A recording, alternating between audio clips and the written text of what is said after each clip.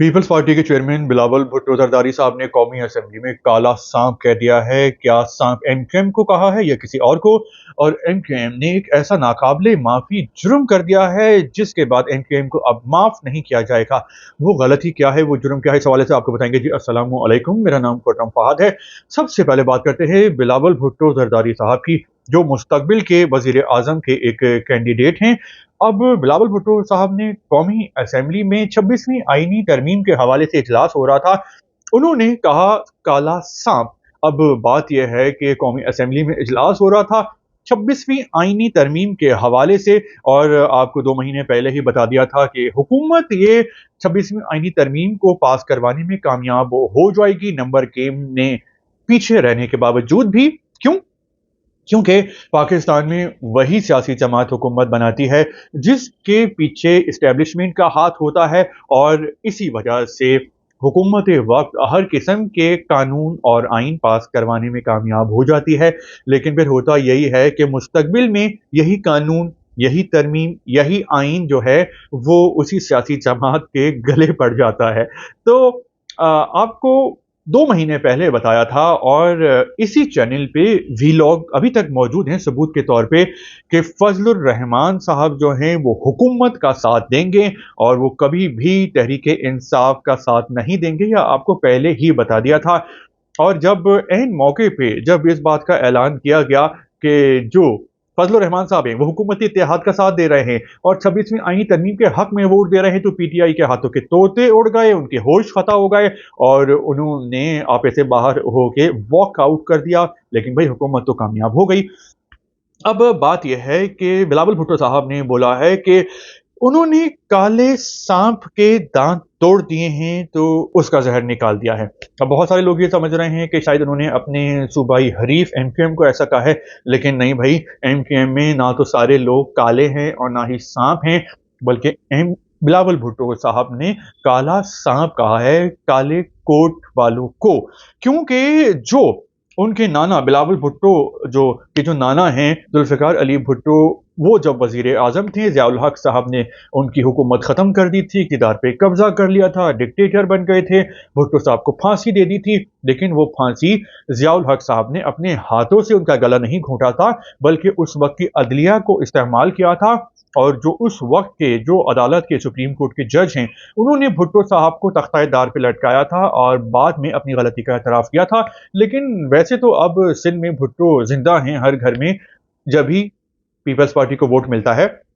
लेकिन भुट्टो साहब की जिंदगी चली गई थी, और बाद में जो है वो जजों ने एतराफ़ किया था कि उनको डंडा दिया गया था और उन पे दबाव था बहुत ज़्यादा। लेकिन अब तो भुट्टो साहब वापस नहीं आ सकते। तो इस तरह जो अदालतें हैं वो हमेशा इस्टेब्लिशमेंट उनको इस्तेमाल करती रही है और हुकूमतें बहुत सारी ख़त्म करती रही है। तो ये तो बिलावल भुट्टो साहब ने सही कहा है। साथ में ये भी कहा है कि जमहूरियत का बोलबाला हो गया। देखें भाई, मेरी सियासी कैलकुलेशन के मुताबिक तो इसमें जो बोलबाला हुआ है वो फ़िलहाल जो नून लीग की हुकूमत है और पीपल्स पार्टी का हुआ है, और सबसे ज़्यादा इसका फ़ायदा बिलावल भुट्टो उठाएंगे मुस्तकबिल में, क्योंकि वो वज़ीर आज़म बनना चाह रहे हैं।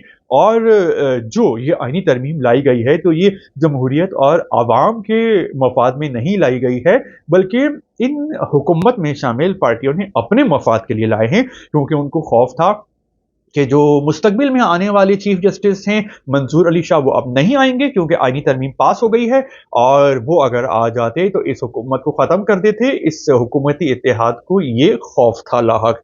वो ये समझते हैं कि मंसूर अली शाह साहब पीटीआई के हैं, लेकिन वो किसी के भी नहीं हैं। अब एक खबर तो आपको 2 महीने पहले ही दे दी थी कि फजलुर रहमान साहब हुकूमती इत्तेहाद का साथ देंगे, वो पूरी हो गई। और एक आपको ये खबर दी थी कि हुकूमत कामयाब हो जाएगी 26वीं आईनी तरमीम पास करवाने में, उसमें भी कामयाब हो गई। लेकिन यहाँ पे कहानी खत्म नहीं हुई है। अब मैं आपको एक और प्रेडिक्शन दे रहा हूँ अपनी सियासी कैलकुलेशन के हिसाब से कि जो नए चीफ जस्टिस होंगे वो होंगे जस्टिस याह्या आफरीदी। ये मेरा तज्जिया है, ये मेरा ख्याल है, ये मेरी सियासी कैलकुलेशन है कि याह्या आफरीदी साहब अभी जो हैं वो टॉप 3 में हैं, तीसरे नंबर पे हैं। इससे पहले जो भी सबसे ज़्यादा सीनियर होता था वो बन जाया करता था चीफ जस्टिस। लेकिन अब हुकूमत के पास आएंगे 3 नाम और हुकूमत उनमें से एक का इंतखाब करेगी, तो देख लीजिएगा कि याह्या आफरीदी साहब बनते हैं या नहीं।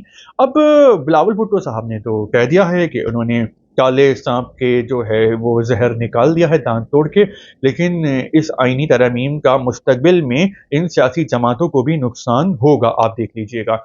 और जो दूसरा पॉइंट है, वो है एमकेएम के बारे में कि एमकेएम ने कह दिया है कि असेंबली में, कौमी असेंबली में जता दिया कि हम वोट दे रहे हैं आईनी तरमीम के हक़ में, लेकिन हमारा ये मुतालबा है, हमारी ख़्वाहिश है, हमारी विश है कि सिंध में और पूरे पाकिस्तान में जो है, वो बल्दियाती हुकूमतों को मज़बूत किया जाए और वसाइल दिए जाएँ। और ये एमकेएम का ऐसा जुर्म है जो पीपल्स पार्टी कभी भी माफ़ नहीं करेगी, क्योंकि हमेशा ही सिंध में पीपल्स पार्टी की हुकूमत होती है और सारी जो ताकत होती है वो होती है वज़ीर आला सिंध के हाथ में, और वज़ीर आला हमेशा पीपल्स पार्टी के ही बनते हैं।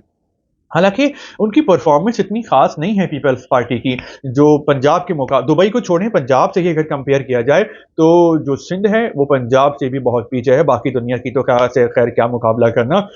तो अब चूँकि वज़ीर आला पीपल्स पार्टी के होते हैं, तो वो तमाम इख्तियारात अपने पास रखना चाहती है, और ग्रास रूट लेवल पर जो है वो पीपल्स पार्टी की जड़ें कमज़ोर हैं लोकल हुकूमत में।